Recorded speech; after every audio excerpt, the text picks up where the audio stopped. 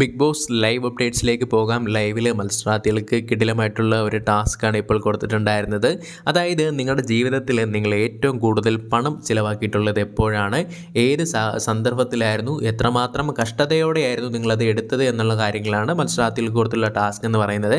എല്ലാവരും അത്രയും കൃത്യമായ രീതിയിൽ തന്നെ ചെയ്തിട്ടുണ്ടായിരുന്നില്ല. കാരണം അവരുടെ സ്ട്രഗിൾസ് ഒക്കെയാണ് അവർ വേറൊരു ഇമോഷണലുള്ള രീതിയിൽ അത് മേക്ക് ചെയ്ത് വേറൊരു തലത്തിലോട്ടാണ് കൊണ്ടുപോയിട്ടുണ്ടായിരുന്നത്.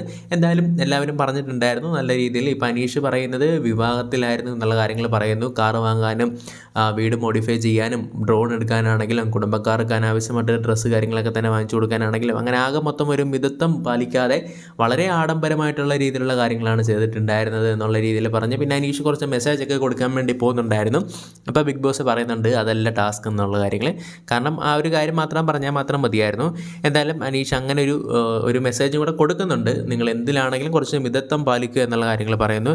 ഷാനവാസ് പറയുന്നു കുടുംബത്തിന് വേണ്ടി ഉമ്മയുടെ ട്രീറ്റ്മെൻറ്റിന് വേണ്ടിയാണ് ഏറ്റവും കൂടുതൽ പണം ചിലവാക്കിയിട്ടുള്ളത് എന്നുള്ള കാര്യങ്ങൾ പറയുന്നു. അനുമോൾ പറയുന്നു കാറ് വാങ്ങിച്ചു, വീട് വെച്ചു, അതിൻ്റെ ചെറിയ കടങ്ങളൊക്കെ ഉണ്ട്, ലോണായിട്ടുണ്ട് എന്നുള്ള കാര്യങ്ങൾ പറയുന്നു. നൂറ പറയുന്നു കാലിനൊരു സർജറി ചെയ്തിട്ടുണ്ടായിരുന്നു, അതിന് ലോൺ എടുക്കേണ്ട ഒരു അവസ്ഥ വരെ വന്നിട്ടുണ്ടായിരുന്നു. കാരണം പ്രത്യേകിച്ച് സേവിംഗ് ഒന്നും ആ ഒരു സമയത്ത് ഉണ്ടായിരുന്നില്ല എന്നുള്ള കാര്യങ്ങൾ പറയുന്നു.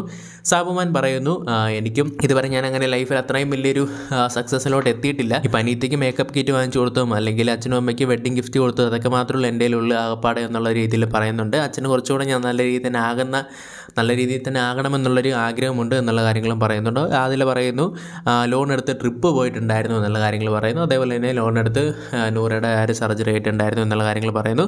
നെബിൻ പറയുന്നു ഏറ്റവും കൂടുതൽ ചിലവാക്കിയിട്ടുള്ളത് എഡ്യൂക്കേഷന് വേണ്ടി തന്നെയാണ് എന്നുള്ള കാര്യങ്ങൾ പറയുന്നു. അക്ബർ പറയുന്നു ലോൺ എടുത്തിട്ടുണ്ടായിരുന്നു, കടങ്ങൾ വരുന്നു, ബാങ്കുകാരുടെ ജപ്തി കാര്യങ്ങളൊക്കെ തന്നെ ഫേസ് ചെയ്യേണ്ടതായിട്ട് വരുന്നു, അങ്ങനെ ഒരുപാട് പ്രശ്നങ്ങളുണ്ട് ഇപ്പോഴും ലൈഫിൽ എന്നുള്ള രീതിയിലാണ് അക്ബർ പറയുന്നത്. എന്തായാലും അത്യാവശ്യം നല്ലൊരു ടാസ്ക് തന്നെയായിരുന്നു മത്സരാർത്ഥികൾക്ക് കൊടുത്തിട്ടുണ്ടായിരുന്നത്.